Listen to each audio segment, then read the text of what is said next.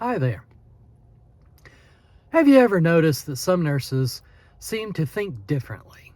They walk into a patient's home, they ask a few questions, and they make a few observations, and somehow they immediately know what matters. Meanwhile, newer nurses often feel overwhelmed.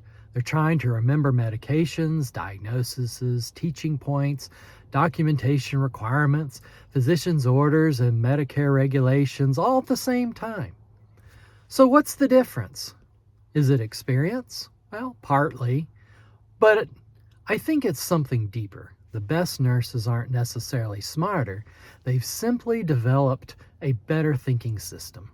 And today I'm going to explain why the critical thinking system I've been teaching works so well.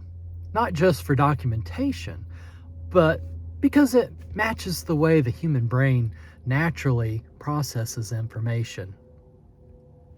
Most nurses, the education focuses on information.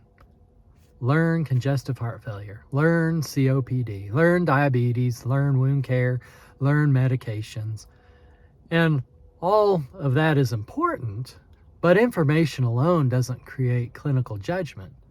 Because when you're standing in a patient's home, your brain isn't thinking, which chapter was this in my textbook? Your brain is trying to answer, what's happening? Why is it happening? How serious is it? What should I do about it? The problem is that many nurses are taught facts, but very few are taught a system of organizing those facts. And that's why some nurses feel so overwhelmed while others seem calm and confident. The difference is often not knowledge, but it's organization. Your brain is looking for patterns. The human brain isn't designed to memorize thousands of disconnected facts. It's designed to recognize patterns. Think about driving in a car. You don't consciously think about every moment. Your brain recognizes patterns and responds automatically. The same thing happens in nursing. Experienced nurses aren't processing hundreds of separate pieces of information. They're organizing patterns. They're running a mental framework. The clinical thinking system simply takes that invisible process and makes it visible. So, let's look at why each step works so naturally with the human brain. So, step number 1 is observation. Every thinking process begins with what you see. Before you can think, you must perceive.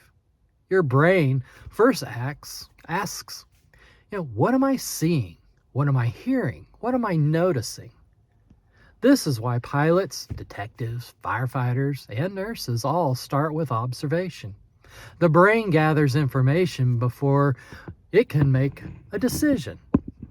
That's why the first step is observe. Not interpret, not diagnose, just observe. Step number 2 is to compare. The second thing the brain does is compare. Humans understand change better than absolute numbers. A blood sugar at 250 means something, but a blood sugar that was 120 yesterday and is 250 today, well, that means much more. The brain naturally compares before versus now, normal versus abnormal, expected versus unexpected. That's how humans recognize patterns, and that's why comparison is such a powerful nursing skill. Step number 3 is explain. Now the brain starts asking why. Humans are meaning-making machines. It doesn't like random facts. We want explanations. When a nurse asks, why did the patient weight increase? Why is their blood pressure elevated? Why are they more short of breath today? The brain begins connecting information. This is where critical thinking starts, not with memorization, but with understanding. And then step number 4. The brain naturally asks, what happens if this continues? For thousands of years, human survival depends on predicting consequences. Nursing is no different. When you see increased edema, your brain begins connecting it to possibly a hospitalization. When you see medication confusion, you connect it with medication errors. And when you see weakness, you connect it with falls. This is how clinical judgment develops. So step number 5 is intervene. Once the brain understands a problem, it wants to act. Humans are action-oriented. We want solutions, and this is where nursing intervention happens. What can I teach? What can I reinforce? What can I assess further? What can I prevent? This step transforms knowledge into patient care. Then step number 6 is to validate. The brain learns through feedback. Without feedback, learning really is incomplete. Think about teaching a patient. If you provide education but never verify understanding, you don't know if learning really occurred. Validation answers an important question. Did my intervention work? Did the patient understand? Can they teach it back? Can they demonstrate it? This closes the learning loop. And then finally, step number 7, forecast. The final step may be the most important. The human brain is constantly predicting the future. In fact, many neuroscientists describe the brain as a prediction machine. Expert nurses are often better because they forecast better. They see problems developing before they become emergencies. They think, where is this patient heading? What should improve by the next visit? What risks need monitoring? Forecasting transforms a nurse from reactive to proactive. Why new nurses really struggle?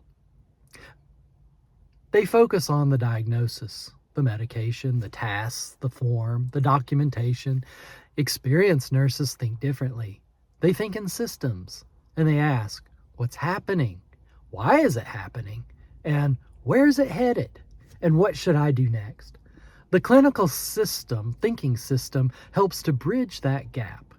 It gives nurses a structure for thinking instead of relying on just memory alone. Why this makes AI documentation better? Well, this is where things really get interesting. AI doesn't think like a nurse. AI recognizes patterns in language. If your visit sounds like this, patient doing okay, education provided, continue to monitor. Well, the AI doesn't have much to work with. But if your visit follows a clinical thinking system, observing, comparing, explaining, connecting, intervening, and validating and forecasting, well, now you've given the AI the entire clinical story. The AI can only generate a strong narrative if the nurse provides strong thinking. That's why this framework improves documentation without focusing on documentation. Because documentation is simply the output of clinical reasoning. So in closing, the biggest takeaway from this video is the clinical thinking system works because it follows the way the human brain naturally processes information. It's not a documentation framework. It's not an AI framework. It's a clinical reasoning framework. And when your thinking improves, everything else improves with it. Your assessments, your teaching, your documentation, your confidence, and ultimately, your patient outcome. If you'd like a printable version of this clinical thinking system, check out the link in the channel description. And if you're interested in seeing how this frame works with real patients, CHF, COPD, wound care, diabetes, and more, make sure to subscribe to the channel. And that's exactly what we'll be covering in future videos. Thank you so much for watching, and look forward to seeing you in the next one.